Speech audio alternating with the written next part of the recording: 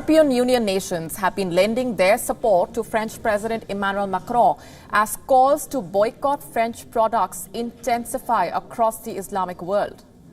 The Turkish President Recep Erdogan has called for the boycott of French products while reiterating that Emmanuel Macron needed a mental check.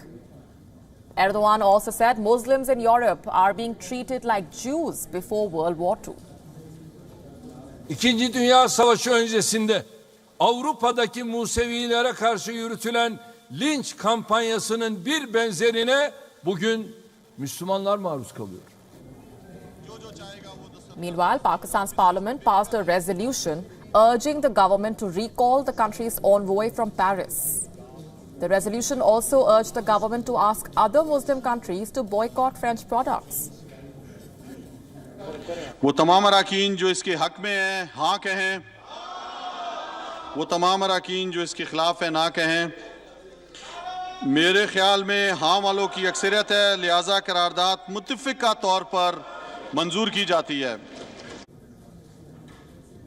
Support for France has been pouring in from the European Union. EU and its member state Germany condemned Erdogan's comments against Macron. On a répété les expectations de l'Union européenne vis-à-vis de la Turquie, que nous attendons de la Turquie pour être capable, pour que nous sommes capables de continuer dans un domaine positif dans notre relation. Mais si on continue avec les provocations, avec les tensions contre l'Union européenne ou les pays membres de l'Union européenne, on doit réfléchir un peu plus sérieusement qu'est-ce qu'on va faire sur cette action et sur ces déclarations. Et sur le timetable des prochains conseils, c'est pas pour moi, c'est une décision du président du Conseil européen. Nehmen müssen, das sind diffamierende Äußerungen, die ganz und gar inakzeptabel sind, erst recht vor dem Hintergrund der schrecklichen Mordtat eines islamistischen Fanatikers an dem französischen Lehrer Samuel Paty. Commenting on the outrage, France has said that boycotts are not a part of French culture. Take a listen in. Je pense que la bonne stratégie, c'est celle de l'apaisement et de l'explication. Et là, on a un corps diplomatique parfaitement apte à faire cette mission et de rappeler qu'il n'y a aucune lutte contre les musulmans français, il y a simplement une lutte contre l'islamisme et contre le terrorisme, et on peut se retrouver sur la lutte contre le terrorisme. French Muslims also denounced the boycott calls, saying that such protests are only attempts at dividing the society. Sur la question de boycott, le Conseil français du culte musulman, par ma voix, s'est exprimé déjà cet après-midi. Nous appelons bien sûr à défendre les intérêts de notre pays. Et face aux appels au boycott contre les produits français, nous appelons les musulmans de France à être très vigilants et à dénoncer ce type d'appel qui tente de diviser notre société et de séparer les citoyens de confession musulmane de leurs concitoyens. Joining us live on the broadcast this minute is journalist Stéphane Debrez, live from Paris. Thanks very much, Stéphane, for speaking with us. Let me begin by asking you for a better sense of the reactions that have been coming in from within France across several quarters to those calls for boycotting French goods.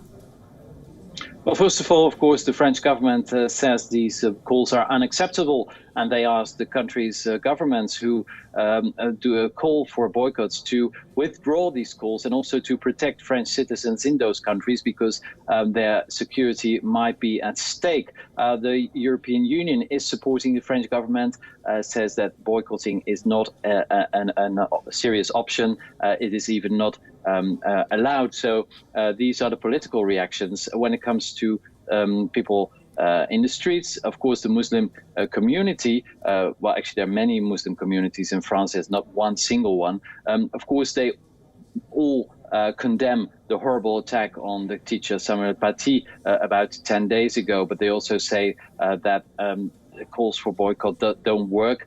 It is a very complicated situation because, of course, this is a situation let's say Muslims in France are not really satisfied by the way the government has been treating them for the last 10, 15 years.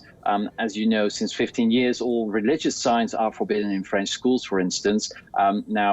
This was mainly aimed at banning veils, girls wearing veils at schools in France. So since then, the relationship between many Muslims and the French state has become very complicated. What's your take on the tone and tenor and the language that has been used by the Turkish president while criticizing his French counterpart, asking Emmanuel Macron to go in for a mental check, saying that Muslims in Europe are being treated like Jews before World War II? Well, this is, of course, very extreme language of a politician who is mainly preaching for his own choir. He has to show his muscles. Turkey also wants to be one of the leaders of the Muslim world, the geopolitical leaders. It has, of course, a very strong army. It's also part of NATO, which makes things even more complicated because, therefore, it's also an ally of France and the European Union. Almost all European Union countries are in NATO. And the relationships between France and Turkey have been difficult already for quite a while, and it more or less escalated this summer when the Greek Navy was more or less harassed by the Turkish Navy because of a conflict about a huge gas field in the Mediterranean Sea. France then chose the side of Greece. That's logic because Greece is also in the European Union and also in NATO, and that was also considered an escalation of the diplomatic relationship by Turkey. So in general, the relations between Turkey and France in particular, but also with the European Union, are very complicated. And now with these remarks of President Erdogan, the situation has escalated. And of course, it's very hard to see any diplomatic solution on a very short notice. All right, Stéphane de Bries, thanks very much for joining us with those perspectives. We're going to leave it there for the moment.